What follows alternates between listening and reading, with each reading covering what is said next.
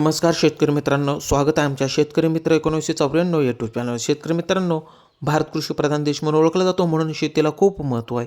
म्हणून शेती हे शेतकऱ्याचे खूप महत्त्वाचे उत्पादनाचे साधन आहे. तर शेतकरी मित्रांनो, आज आपण पेर कांदा लागवडीविषयी माहिती बघणार आहोत. पेर कांदा लागवड करताना जमिनीची खोल नांगरणी करावी आणि काही काळ शेत उघडे ठेवावे.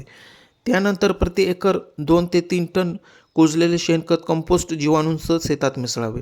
शेतकरी मित्रांनो, कांदा पिकाला जमीन सपाट आणि भुसभुशीत असावी लागते. पेरणीसाठी चांगल्या प्रतीचे आणि उत्तम उगवण क्षमता असलेले बियाणे वापरावे. 1 ते 2 एकर क्षेत्रासाठी साधारणपणे 3 ते 4 किलो बियाणे लागते. शेतकरी मित्रांनो, कांद्याची लागवड खरीप हंगामात जून ते ऑक्टोबर, रब्बी हंगामात नोव्हेंबर ते फेब्रुवारी आणि उन्हाळी हंगामात जानेवारी ते जूनमध्ये करता येते. शेतकरी मित्रांनो, तयार केलेल्या वाफ्यांवर किंवा सरीवर बियाणे पेरले जाते.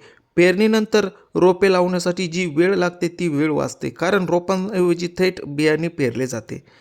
पेरणीनंतर 120 ते 150 दिवसांमध्ये कांद्याची काढणी करता येते. या पद्धतीत प्रति एकर 12 ते 14 टन उत्पन्न मिळू शकते.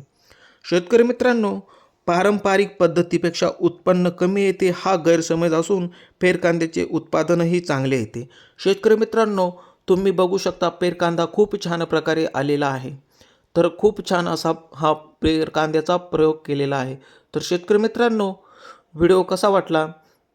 व्हिडिओ आवडल्यास लाईक करा, शेअर करा, कमेंट्स करा, सबस्क्राईब करा. शेतकरी मित्रांनो, धन्यवाद.